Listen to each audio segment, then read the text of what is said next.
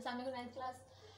आज का आपका टॉपिक है फिल्ट्रेशन। फिल्ट्रेशन भी एक और तरह की मूवमेंट है जो सेल मेम्ब्रेन के अक्रॉस हो सकती है। ठीक है, अब फिल्ट्रेशन किस तरह की मूवमेंट है, मॉलिक्यूल्स की मूवमेंट।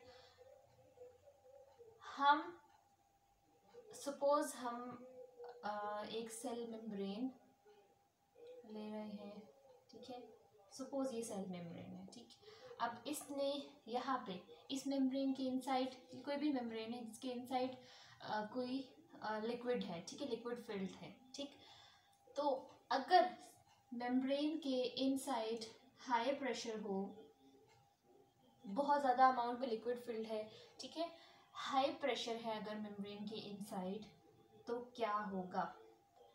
यहाँ पे सपोज बहुत सारे मॉलिक्यूल्स हैं, कुछ लार्ज मॉलिक्यूल्स हैं, कुछ स्मॉल मॉलिक्यूल्स हैं। ठीक है, तो वो मॉलिक्यूल इस प्रेशर को कम करने के लिए, वो मॉलिक्यूल्स जो कि स्मॉल साइज के हैं, जो जैसे मैंने ये डॉट्स लगाए हैं और फिर ये कुछ मैंने बड़े सर्कल्स बनाए हैं, ठीक है, तो हम इनको समझते हैं they are large size molecules.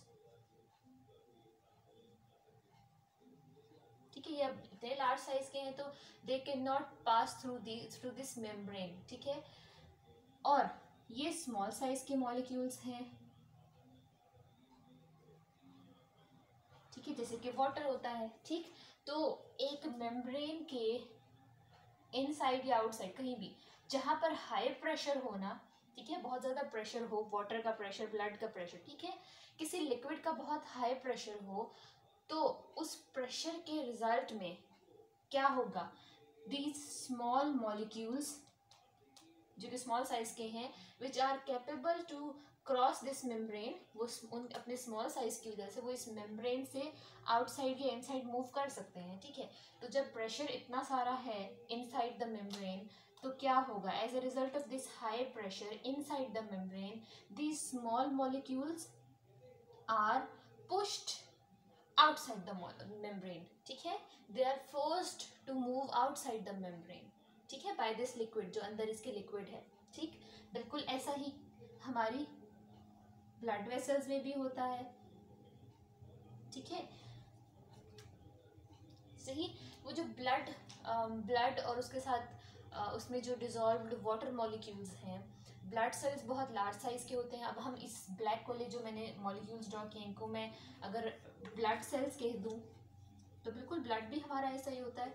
ये हमारी ब्लड की वेन है, ब्लड वेसल है, ठीक है, और उसके अंदर ये लार्ज साइज के सपोज रेड ब्लड सेल्स हैं, वाइट ब्लड सेल्स हैं, ठीक है, these are the blood cells. तो क्या हो जाएगा, blood cells are very large, इतने लार्ज होते हैं कि वो मेम्ब्रेन से, ये जो ब्लड वेसल की मेम्ब्रेन है, ठीक है, ब्लड वेसल की वॉल है, इसको क्रॉस नहीं कर सकते। ठीक है, लेकिन उसमें जो वाटर मॉलिक्यूल्स हैं ब्लड के अंदर, ब्लड में प्लाज्मा भी होता है ना, ब्लड सेल्स होते हैं और प्लाज्मा होता है। ठीक है, और प्लाज्मा क्या है, उसमें 90% वाटर होता है। ठीक, तो जो ब्लड फ्लो कर रहा है वेसल्स के अंदर, ठीक, उस फ्लो की वजह से हाई प्रेशर जनरेट होगा। ठीक है, इस वेसल के अंदर हाई प्रेशर है। ठीक, जब हाई प्रेशर है, हाई ब्लड प्रेशर है, तो क्या होगा, these small water molecules are forced to move outside the blood vessel.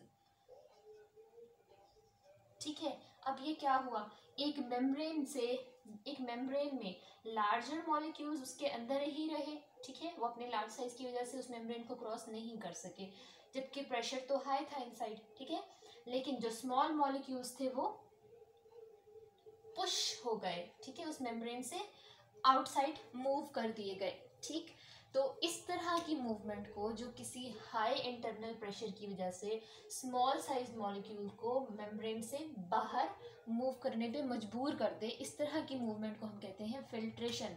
हम सिंपल फिल्ट्रेशन का प्रोसेस देखें तो क्या होता है, हम कोई सीव रखते हैं, सीव मीन्स कोई पोरस मेम्ब्रेन लेते हैं, ठीक है, और उसमें हम मिक्सचर, एक स्मॉल और लार्ज साइज के मॉलिक्यूल्स का मिक्सचर डालते हैं। ठीक है, जैसे कि हमने सैंड को वाटर में मिक्स करके डाल दिया। ठीक, सैंड वाटर का मिक्सचर मैंने इसमें पोर कर दिया, तो क्या होगा, इस सीव से सैंड के मॉलिक्यूल्स तो पास नहीं कर सकेंगे, लेकिन सारे के सारे वाटर मॉलिक्यूल्स पास कर जाएंगे और सैंड मॉलिक्यूल्स यहीं पे रुक जाएंगे। ठीक है, तो वही चीज़ यहाँ नहीं हुई। स्मॉल और लार्ज साइज के मॉलिक्यूल्स थे एक मेम्ब्रेन के अंदर, तो वो मेम्ब्रेन सेमी परमिएबल थी। ठीक है, क्या हुआ, due to high internal pressure वो लार्ज साइज के मॉलिक्यूल्स तो मेम्ब्रेन को क्रॉस नहीं कर सकते थे, लेकिन small size molecules are forced, are pushed outside the membrane. ठीक है, तो ये भी क्या हुआ है, मूवमेंट अक्रॉस द मेम्ब्रेन ही हुई है ना, ट्रांसपोर्ट ही हुई है ना इस मेम्ब्रेन के अक्रॉस। ठीक है, तो इस तरह की मूवमेंट को हम कहते हैं फिल्ट्रेशन, और फिल्ट्रेशन की बेस्ट एग्जांपल है the movement of water molecule outside the small blood vessels. ठीक है, due to high blood pressure. ठीक है,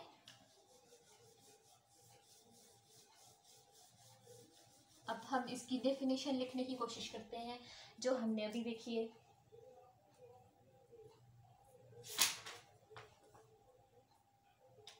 filtration is a process in which small molecules are forced to move out the semi-permeable membrane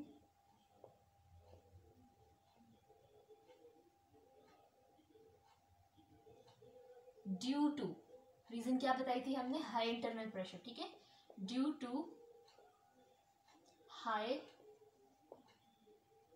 internal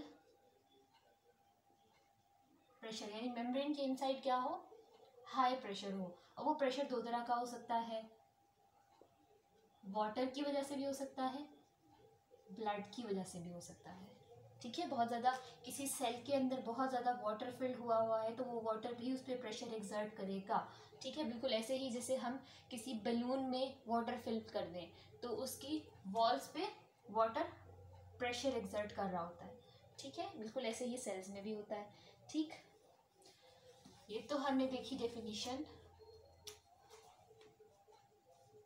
अब हम एक चीज़ और यहाँ लिख देते हैं, only small molecules can be filtered. ठीक है, लार्ज मॉलिक्यूल्स तो इस ये वाली मूवमेंट नहीं कर सकते।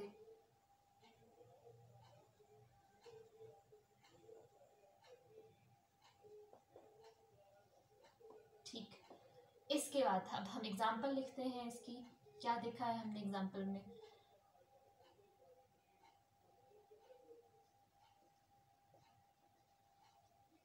Pushing of water molecules, pushing out of, ठीक है, फ्रॉम ब्लड कैपिलरीज। ठीक है, ड्यू टू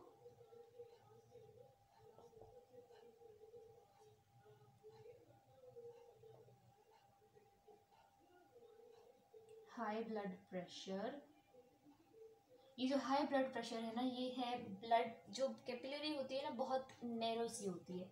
ठीक है, अगर हम वेन को देखें तो वेन इस तरह से ब्रॉड होती है। ठीक, आर्टरी को देखें तो आर्टरीज भी लार्ज ब्लड वेसल्स हैं, वो भी ब्रॉड होती हैं, लेकिन अगर हम कैपिलरी को देखें तो कैपिलरीज बहुत नैरो होती हैं। ठीक है, तो आपने ये भी चीज़ ऑब्जर्व की होगी, जब वाटर या कोई लिक्विड किसी बहुत ही नैरो से पाइप से पास करता है तो उसकी स्पीड बहुत ज़्यादा इंक्रीज हो जाती है। ठीक है, तो इसी तरह कैपिलरीज में जब ब्लड सेल्स जब कैपिलरी में से ब्लड पास करता है तो वो बहुत हाई स्पीड से पास करता है, और उसके बहुत हाई स्पीड की वजह से वाटर मॉलिक्यूल्स कैपिलरी में से आउटवर्ड मूव कर जाते हैं। ठीक है, ये जो सराउंडिंग टिश्यू होगा ना, वहाँ पे वाटर मॉलिक्यूल्स सारे वहाँ पर मूव कर जाएंगे। ठीक है, ये हो गया फिल्ट्रेशन कंप्लीट। अब हम नेक्स्ट देखते हैं, नेक्स्ट है हमारे पास active transport.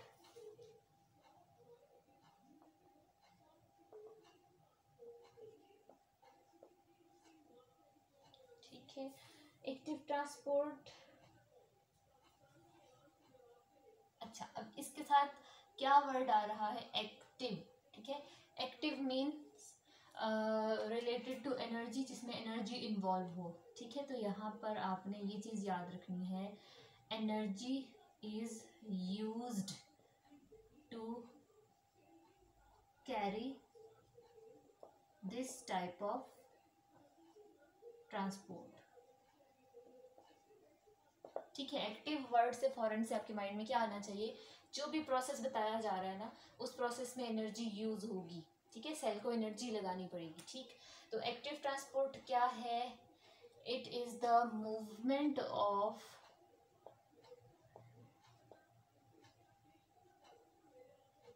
Molecules against the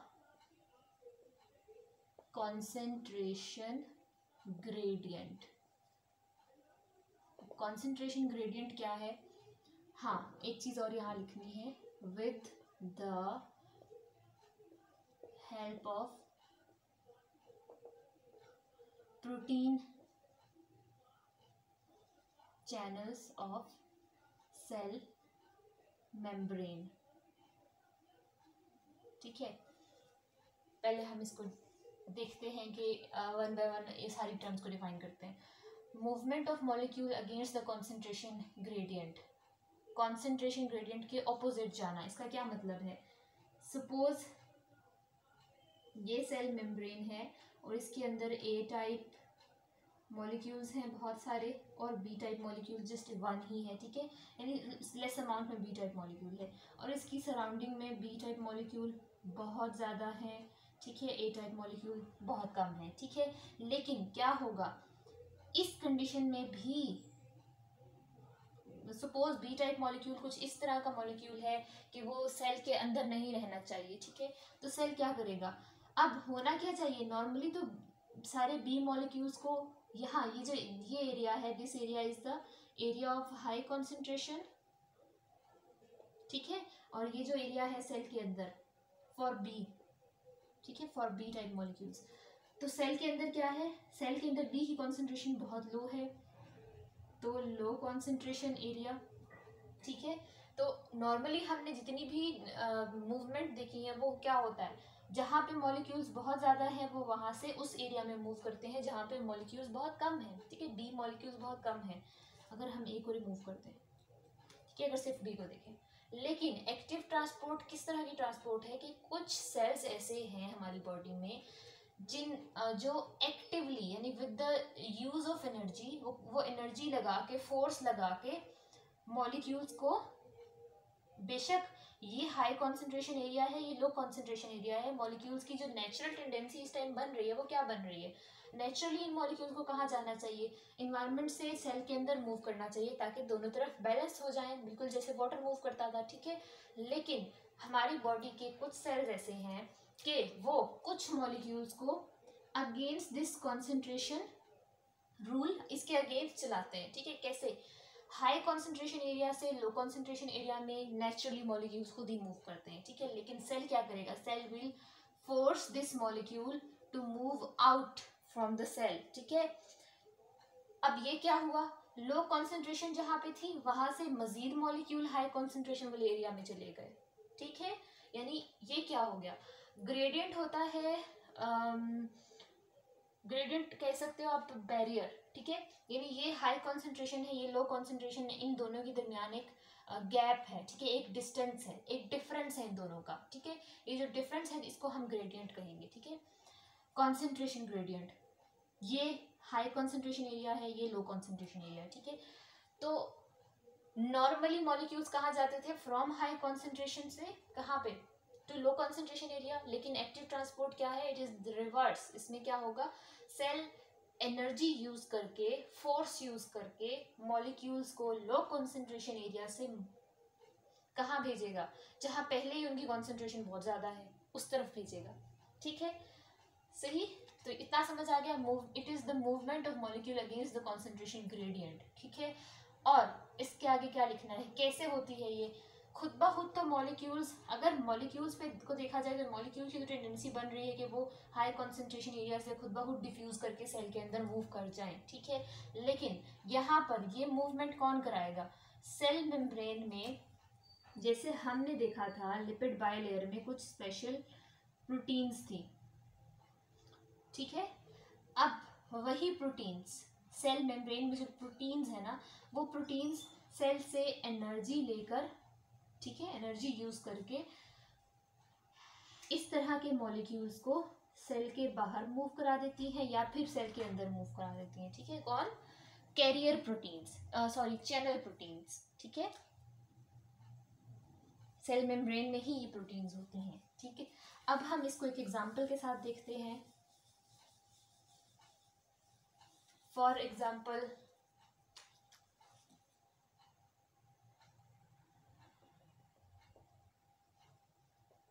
पहले हम यहाँ पे ये पॉइंट्स लिख लेते हैं। Energy is used in this process, cell को एनर्जी यूज करनी पड़ती है, ठीक है। उसके अलावा और हमने क्या देखा है? अब एग्जांपल देखते हैं। Example, nerve cells move sodium and potassium ions into and out of cell by active transport, ठीक है। नर्व सेल्स ऐसा करते हैं, जब उन्होंने सोडियम आयंस और पोटाशियम आयंस को मूव कराना होता है अक्रॉस देयर मेम्ब्रेन, तो वो क्या करते हैं? वो वो इनको बाय फोर्स मूव कराते हैं, against the concentration gradient move कराते हैं by using active transport pathway, ठीक है। अब हम इसको देख लेते हैं कैसे। नर्व सेल्स क्या है? हमारे ब्रेन के सेल्स, हमारे नर्वस सिस्टम के सेल्स, ठीक है। और नर्वस सिस्टम क्या करता है? वो इलेक्ट्रिक करंट की फॉर्म में, इलेक्ट्रिसिटी की सूरत में, चार्जेस की सूरत में, ठीक है, हमारी पूरी बॉडी में जो नर्व्स फैली हुई है ना, उन नर्व्स, वो जो पाथवेज है ना, जैसे ये हमारा ब्रेन है, सपोज ये हमारा ब्रेन है और ये मेरा हैंड है, ठीक है। तो ब्रेन हैंड को कैसे कंट्रोल करेगा? वहां से अब हैंड को ब्रेन ने कोई मैसेज देना है तो कैसे देगा? थ्रू नर्व्स, ठीक है। वो जो स्ट्रक्चर्स है ना, जिन्होंने ब्रेन को और हैंड को कनेक्ट किया हुआ है, ब्रेन को बाकी बॉडी के सारे ऑर्गन से कनेक्ट किया हुआ है। इसी तरह अगर यहाँ पे मेरी लेग है तो ब्रेन लेग को कैसे कंट्रोल करेगा? वो भी किसी नर्व के थ्रू कंट्रोल करेगा, ठीक है। कुछ जैसे पाइपलाइंस होती हैं ना, जैसे ब्लड वेसल्स होती हैं, बिल्कुल ऐसे ही ब्रेन की भी लाइंस होती हैं, ठीक है, नर्व्स होती हैं, ठीक। तो ब्रेन क्या करेगा? एक इलेक्ट्रिकल मैसेज देगा, ठीक है। Electrical message means electric current की फॉर्म में एक मैसेज जनरेट करेगा, ठीक है। अब ब्रेन से वो इलेक्ट्रिकल मैसेज इस नर्व में मूव करेगा और जाके हैंड को टारगेट करेगा, ठीक है। हैंड को पता चलेगा कि ब्रेन ने मुझे क्या करने को कहा है, ठीक है, ब्रेन ने क्या ऑर्डर दिया है। बिल्कुल इसी तरह अगर लेग को कुछ मैसेज देना है तो ब्रेन से एक इलेक्ट्रिकल मैसेज जनरेट होगा, इसी नर्व के थ्रू जाके लेग को टारगेट करेगा, ठीक है। तो ब्रेन और ये जो नर्व्स हैं, ठीक है, ये सब किस चीज़ से बनी होती हैं? न्यूरॉन से, ठीक है। हम नर्व सेल कह लें इसको या फिर न्यूरॉन कह लें, ठीक है। तो नर्व सेल्स इस तरह के होते हैं कि उनमें एक्टिव ट्रांसपोर्ट कॉमनली देखी जाती है। कैसे? जब कोई इलेक्ट्रिकल मैसेज नर्व सेल में से पास नहीं हो रहा ना, नर्व सेल रेस्टिंग पोजीशन में है, ठीक है, कोई इलेक्ट्रिकल मैसेज पास नहीं हो रहा, ठीक। तो नर्व सेल कैसा होगा? सपोज ये नर्व सेल की मेम्ब्रेन है, ठीक है, और ये आउटसाइड इन्वायरमेंट है और ये इनसाइड है। ये इनसाइड सेल है और ये आउटसाइड है सेल का, ठीक है। उस वक्त क्या होता है? जो नर्व सेल है ना, इसको नॉर्मल कंडीशन में अपने सेल का जो इनर पोर्शन है, जो साइटोप्लाज्म है, उसके अंदर it has to maintain a very low amount of sodium ions, ठीक है। सेल के अंदर सोडियम आयंस बहुत कम होने चाहिए नॉर्मल कंडीशन में, ठीक है। और सेल के आउटसाइड सोडियम आयंस ज़्यादा होने चाहिए, ठीक है। ये कंडीशन होनी चाहिए नॉर्मली नर्व सेल की, ठीक है। और पोटाशियम आयंस सेल के बाहर कम होने चाहिए और सेल के अंदर पोटाशियम आयंस बाहर से थोड़े ज़्यादा ही होने चाहिए, ठीक है। ये याद रखना है आपने। सोडियम की concentration inside the cell less होनी चाहिए as compare to outside. Potassium की concentration inside the cell high होनी चाहिए as compare to the outside the cell, ठीक है। अब होगा क्या, ये मैंने यहाँ पे एक चैनल प्रोटीन ड्रॉ की है, ठीक है। ये मेम्ब्रेन की प्रोटीन है, ठीक, सही, और ये लिपिड बाइलेयर, ठीक है। अब क्या होगा, ये वाली कॉन्सेंट्रेशन मेंटेन कैसे रहती है, जब नर्व इम्पल्स पास होती है ना, एक मैसेज पास होता है न्यूरॉन में से, ठीक है, एक नर्व सेल में से जब मैसेज पास होता है तो ये जो सारे आयंस है ना, इनकी कॉन्सेंट्रेशन ऑपोजिट हो जाती है, ठीक है, ये बैलेंस नहीं रहती। सोडियम सारे इनसाइड मूव कर जाएंगे, पोटाशियम आउटसाइड मूव कर जाएंगे, इस तरह से कुछ होगा, ठीक है। आपने क्या याद रखना है कि एक नर्व सेल अपने आप को नॉर्मल कंडीशन में कैसे रखता है, इट एक्टिवली मूव्स, बाहर बेशक कॉन्सेंट्रेशन सोडियम की ज़्यादा है लेकिन फिर भी it actively moves more and more sodium ions through the channel proteins, ठीक है। सेल के अंदर से सोडियम आयंस को बेशक उनकी अमाउंट कम है सेल के अंदर, लेकिन फिर भी सेल एक्टिवली इन सोडियम आयंस को आउटसाइड द सेल मूव कराता रहता है, ठीक है, ताकि बाहर सोडियम आयंस की कॉन्सेंट्रेशन ज़्यादा से ज़्यादा होती जाए और सेल के अंदर कम से कम होती जाए। बिल्कुल ऐसे ही ऑपोजिट काम, पोटाशियम आयंस बाहर कम है और सेल के अंदर बहुत ज़्यादा है, लेकिन फिर भी सेल एक्टिवली इन्हीं चैनल प्रोटीन्स की हेल्प से, ये चैनल प्रोटीन्स पोटाशियम आयंस को पिक करती हैं, ठीक है, और फिर उसको सेल के अंदर मूव करा देती हैं, ठीक। इन चैनल प्रोटीन्स को हम सोडियम एंड पोटाशियम चैनल्स कह सकते हैं, ठीक है। और जब भी सोडियम पोटाशियम आयन, ये चैनल प्रोटीन पोटाशियम आयन को इनसाइड मूव कराएगी या फिर सोडियम आयन को आउटसाइड मूव कराएगी, तो ये हमेशा ये चैनल प्रोटीन एनर्जी लेगी, ठीक है, एनर्जी यूज करेगी, ठीक। ये हो गया एक्टिव ट्रांसपोर्ट। ये जो टॉपिक हम देख रहे हैं अभी, फिल्ट्रेशन, जितनी भी टाइप की मूवमेंट हमने पढ़ी है, डिफ्यूजन, फैसिलिटेटेड डिफ्यूजन, इन सब में से शॉर्ट क्वेश्चंस आते हैं डिफिनीशन की फॉर्म में, ठीक है। बहुत इंपॉर्टेंट टॉपिक है, इन सारी डिफिनीशंस में से कोई तो ज़रूर ही आई होती है, ठीक। अब अगर हम नेक्स्ट देखें तो एक और बहुत ही सिंपल टाइप की मूवमेंट है जिसको हम एंडोसाइटोसिस कहते हैं, ठीक है। Word endo, ENDO stands for inside, ठीक है। और एक और मूवमेंट है जिसको हम एक्सोसाइटोसिस कहते हैं, ठीक है, and that word exo stands for outside, ठीक है। अब एंडोसाइटोसिस किस तरह की मूवमेंट है, एंडोसाइटोसिस और एक्सोसाइटोसिस दोनों ही बहुत लार्ज अमाउंट बल्क मटेरियल की मूवमेंट है, ठीक है। अगर जैसे one by one molecule move नहीं कराना, किसी बल्कि मटेरियल को मूव कराना है, ठीक है। फॉर एग्जांपल बैक्टीरिया ने, फॉर एग्जांपल कोई यूनिसेलुलर ऑर्गेनिज्म है और उसने किसी और लार्ज फूड पार्टिकल को उसने इनगल्फ करना है या किसी और सेल को उसने इनगल्फ करना है, ईट करना है, तो वो क्या करेगा, वो अपनी सेल मेम्ब्रेन से थ्रू एंडोसाइटोसिस उस फूड मटेरियल को इनगल्फ कर लेगा। जैसे हम अपने माउथ से इंजेक्शन करते हैं ना, ठीक है, जैसे ईटिंग करते हैं, तो ये एंडोसाइटोसिस भी असल में ईटिंग है। एक सेल किसी बल्कि मटेरियल को, किसी काफ़ी बड़े मटेरियल को, जो कि एक मॉलिक्यूल नहीं होगा, ठीक है, मॉलिक्यूल से बहुत स्मॉल होते हैं ना, ठीक। तो इन एंडोसाइटोसिस आ सेल इंजेस्ट आ बल्कि मटेरियल, आ लार्ज साइज्ड पार्टिकल, ठीक है।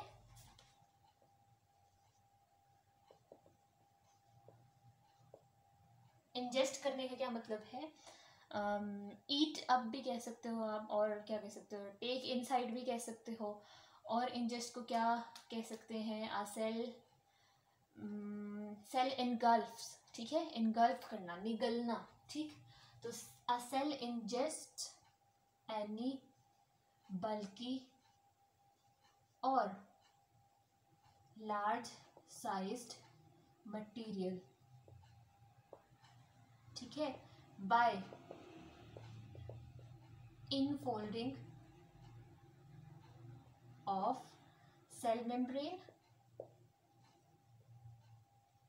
ठीक है, जो यूनिसेलुलर ऑर्गेनिजम्स होते हैं वो अपना फूड लेते ही कैसे हैं? अगर वो फोटोसिंथेटिक नहीं है ना, वो एनिमल लाइक हैं, तो हेटेरोट्रॉफ्स हैं, तो वो कैसे फूड ईट करते हैं? सपोज ये एक यूनिसेलुलर ऑर्गेनिज्म है जिसके पास यहाँ पे कहीं इसका फूड मटेरियल आया है। ठीक है, हम ये स्टार शेप में इसका फूड मटेरियल बना लेते हैं। ठीक है, ये कोई लार्ज साइज बल्कि साइज्ड पार्टिकल है। ठीक, ये क्या करेगा? ये सेल इसके करीब जाएगा। ठीक, अब हम इसको करीब ड्रॉ कर लेते हैं इसके। सही, फिर क्या होगा? ये सेल मेम्ब्रेन जो है वो थोड़ी सी इनफोल्ड होगी। ठीक, उसके बाद नेक्स्ट क्या होगा? ये आहिस्ता आहिस्ता असल में जगह बना रही है कि इसे ये ऐसे करके इनगल्फ कर ले। ठीक है, तो थोड़ी देर में क्या होगा?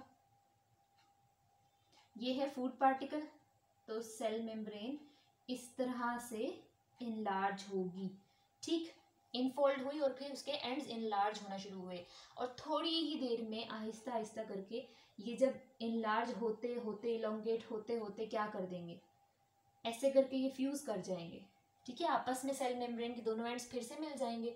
अब क्या हुआ? वो जो फूड मटेरियल था वो तो सेल के अंदर ट्रैप हो गया। ठीक है, तो इनगल्फिंग हो गई, इंजेक्शन हो गई। ठीक, तो इसमें आप एग्जाम्पल क्या लिखोगे? इनगल्फिंग फूड मटेरियल बाय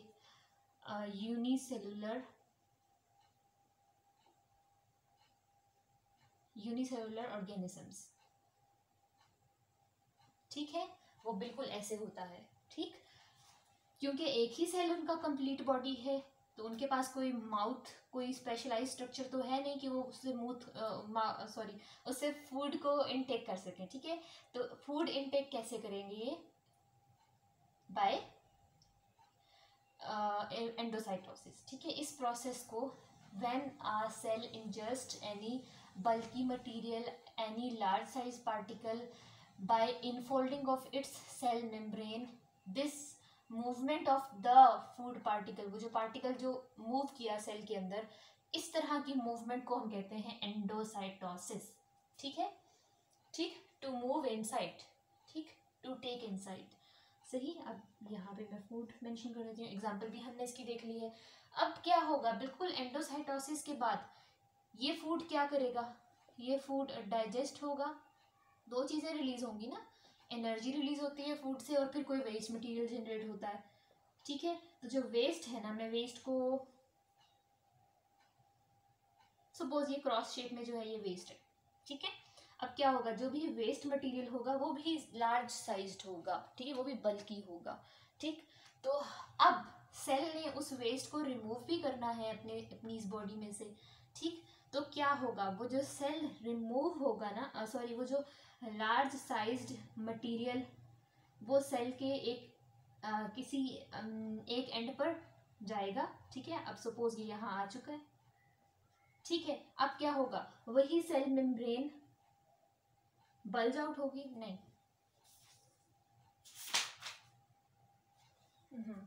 हमने देखा था कि सेल के अंदर से कोई भी पार्टिकल रिमूव करना है, वेस्ट रिमूव करना है, तो उसकी पहले पैकेजिंग होगी by Golgi apparatus. Golgi apparatus उसको एक एनवेलप में क्लोज करेगा। ठीक है, तो ये जो हमारा वेस्ट मटेरियल था वो गोल्जी ऑपरेटस के पास गया, गोल्जी ऑपरेटस ने उसको एक एनवेलप में, एक पैकेट में क्लोज करके रख दिया।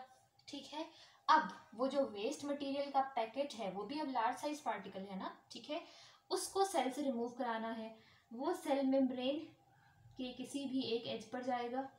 ठीक है, सेल मेम्ब्रेन के साथ फ्यूज करेगा।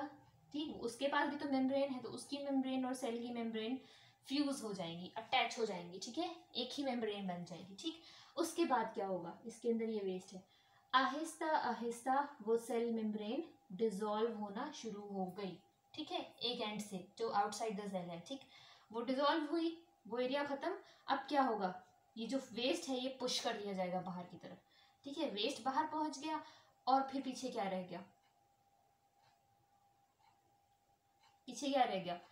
वही सेल मेम्ब्रेन का जो पार्ट लॉस हो गया था, मतलब वो चला गया था, जब एंडोसाइटोसिस में सेल मेम्ब्रेन का एक पार्ट इस तरह इन्वेलप की फॉर्म में सेल मेम्ब्रेन से अलग हो जाता है ना, फूड इन्वेलप बनाने में काम आ जाता है, ठीक है। तो एक्सोसाइटोसिस में इसको हम एक्सोसाइटोसिस कहते हैं, when a cell releases some bulky material bye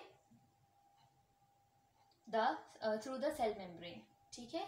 तो इसको एक्सोसाइटोसिस कहेंगे, बिल्कुल इसको ऑपोजिट।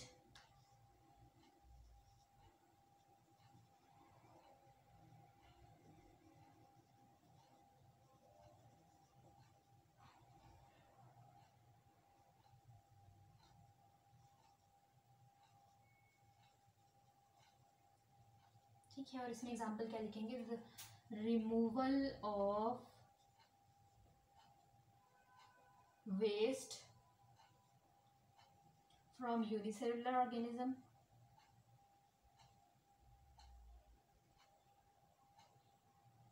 ठीक है, सही। अब क्या हुआ,